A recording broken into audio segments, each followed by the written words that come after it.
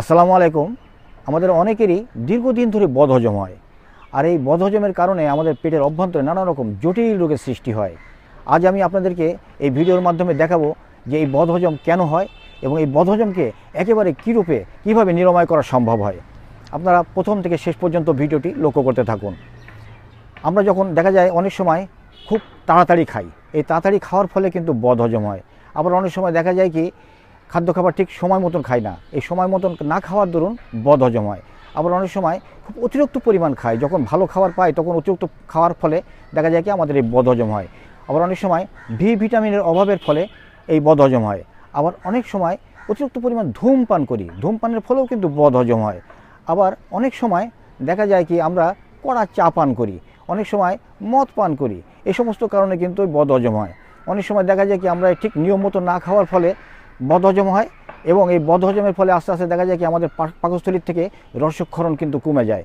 অনেক সময় দেখা যায় কি আবার আমরা যখন ভাত বা যে কোনো তরকারি বা যে সমস্ত খাদ্য খাবার খাই, এর মাঝে মাঝে ফাঁকে ফাঁকে অতিরিক্ত পরিমাণ পানি পান করি, এর ফলে কিন্তু বদহজম হয়।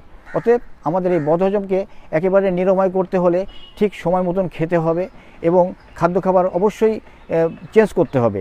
একঘেয়েমি খাওয়া যাবে না। হয়তো আজ একরকম খাবার খেলাম, কাল আরেক রকম খাবার খেলাম, ঠিক এভাবে পরিবর্তন করলে আমাদের হজম শক্তি অবশ্যই বেড়ে যাবে। অনেক সময় দেখা যায় কি আমরা নানা রকম উদ্বেগ উত্তেজনা এবং নানা রকম চিন্তাভাবনার ভিতরে কিন্তু দিন কাটাই। এর ফলে দেখা যায় কি আমাদের পাকস্থলীর বিশেষ করে স্নায়ুতন্ত্র দুর্বল হয়ে যায়, এর ফলে আমাদের পাকস্থলী আস্তে আস্তে দুর্বল হতে থাকে, এ থেকে কিন্তু বদহজম হয়।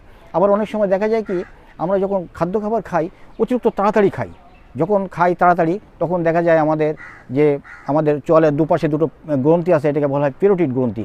আর এই পেরোটিড গ্রন্থি থেকে যে রস নিঃসরণ হয় এটাকে বলা হয় টায়ালিন। এই টায়ালিনের মাধ্যমে আমাদের খাদ্যটা কিন্তু সম্পূর্ণ পাচ্য হয়। আর এই পাচ্য হওয়ার ফলে তখন আস্তে আস্তে এই খাদ্যটা চলে যায় আমাদের পাকস্থলীতে। যখনই পাকস্থলীতে চলে যায় তখন পাচ্য হয়ে যদি পাকস্থলীতে যায় তাহলে সহজেই কিন্তু খাদ্যটা হজম হয়ে যায়। অতএব আমরা চেষ্টা করব এই সমস্ত নিয়মগুলো মানার জন্য। অবশ্য আমাদের এতগুলো নিয়ম প্রত্যেকেই মানতে পারবো না, এটাও জানি, আর এটা মানা আসলে সম্ভব না। এর জন্যই করে দেখা যায় যে আমরা যদি মাত্র 4 থেকে 5 মিনিট প্রতিদিন বা যে কোনো সময় নিয়ে ব্যায়ামটি করতে পারি, তাহলে অবশ্যই আমাদের এই যোগ ব্যায়ামের মাধ্যমে আমরা সম্পূর্ণ হজম শক্তিটাকে একেবারেই ক্লিয়ার করতে পারবো। লক্ষ্য করুন যে কীভাবে এটা সম্ভব। ঠিক এইভাবেই বসি, লক্ষ্য করুন, ঠিক এইভাবে।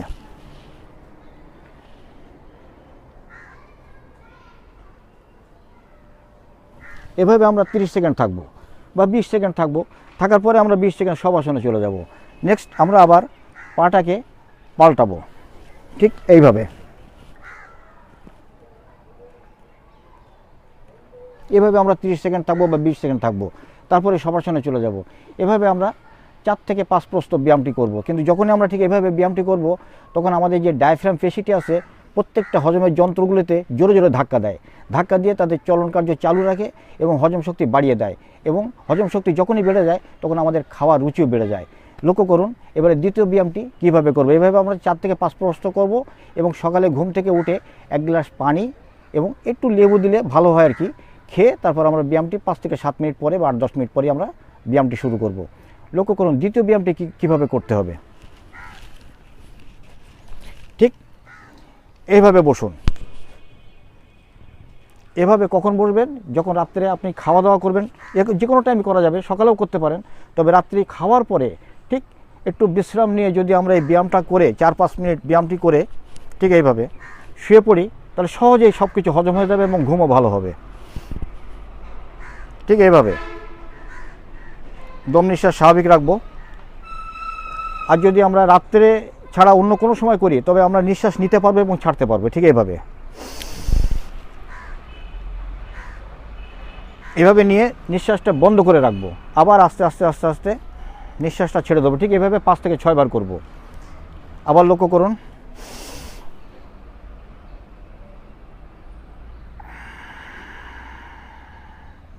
ঠিক এইভাবে আমরা ব্যায়ামটি করার পর যদি আমরা রাত্রে ছাড়া অন্য কোনো সময় করি তবে আমরা 5 থেকে 6 বার বা 4 থেকে 5 বার ব্যায়ামটি করব। আর যদি রাত্রে আমরা খাওয়ার পরে যদি করতে পারি, প্রতিদিন চেষ্টা করব যে রাত্রে খাওয়ার পরে একটা বিশ্রাম নিয়ে এই ব্যায়ামটি করে তারপর আমরা শুয়ে পড়ব।